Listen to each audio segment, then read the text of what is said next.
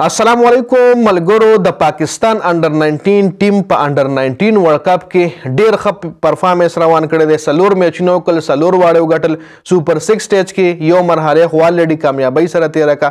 دویمه مرحله کې سوپر 6 سټیج کې لومبنه میچ شوی دی آیرلند سره چې په ډیر ښه مارجن باندې غټل دی. مکمل سکور کارډ سره په دی ویډیو کې شریکوم.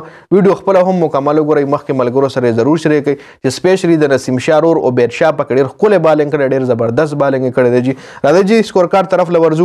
آیرلند अंडर 19 11 کړي دي 181 رنزونه، لس کلاړیان آوټ شوي دي او 48.4 اورونه وهلي دي. جی جورډن نیل سلور رنزونه کړي دي، ریان هانټر 10 رنزونه کړي دي، گیون اوور رنزونه، کیان هیلټن 12 رنزونه، فیلپس 3 رنزونه، فیلیپس خسکاټ میک بیت 16 رنزونه کړي دي. د پکې خاص کور کړي جان میک نیلی 53 رنزونه پای کړي دي. هری ډایر پکې یو درش رنزونه کړي دی. دواړو پکې ښه پارټنرشپ لګېدلی. جی کارسن پکې شپږ رنزونه کړي دي، اولایور 18 رنزونه او ویلسن پکې شپږ رنزونه کړي. د پاکستان چې کوم انډر 19 ټیم دی د هغې امیر حسن پکې اټیک بالینګ کړی دی چې تقریبا 10 اورونه کړي، 34 رنزونه یې ورکړي او 2 وکټې پکې ایستلي دي. او بیټشاه پکې یو ځل بیا شاین شوی 10 اور 31 اور 3 وکټې ښه بالینګ کړی. علی رضا 10 اور 18 د پکې ډېر زبردست بالینګ کړی چې 10 اورونو کې صرف 13 رنزونه اور 2 وکټې پکې ایستلي دي.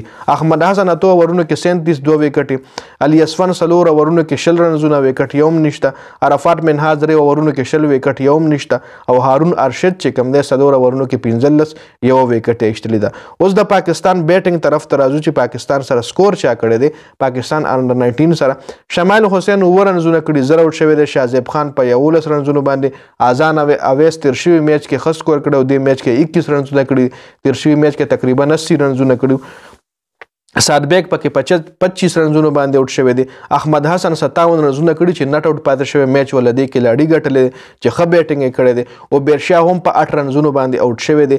هارون ارشد په 25 رنزونو باندې آوټ شوی دی. عرفات منهاز په 3 رنزونو باندې او علي اسفن چې کوم دی د ورسره هم لږ ډیر سکور کړی دی، 9 رنزونه کړي په 15 بالونو باندې. احمد حسن چې کوم دی پاکستان لپاره د سوپر 6 د دویمې مرحلې دا میچ ګټلی دی. د آیرلند چې کوم بالینګ دی 4 وکټې پکې هری ډایر ایستلي چې 15 رنزونه ورکړي دي. یو وکټ پکې جورډن نیل ایستلي، یو اولایور رایلی او یو وکټ پکې ریوبن ویلسن ایستلي دی. جی نو دا د آیرلند چې کوم دی بالینګ مکمل سکور کارډ د تاسو لښکاري. جی نو ټول ایکسپنسیو بالر چې کوم دی هغه 6.5 سره بالینګ کړی، 4 اورونه کړي او 26 رنزونه ورکړي دي.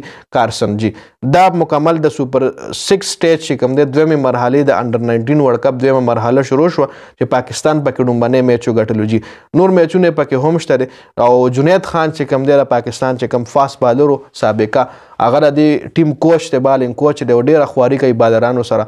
او بیرشاه چې کوم دی هم ټول کریډټ جنید خان لور کړی چې موږ سره ډیره خواري کوي او بیرشاه د نسیم شارور یادوم. جی نو په دې ویډیو کې دا اپډیټ سو. جی د ویډیو کتلو زیاته مننه. والسلام.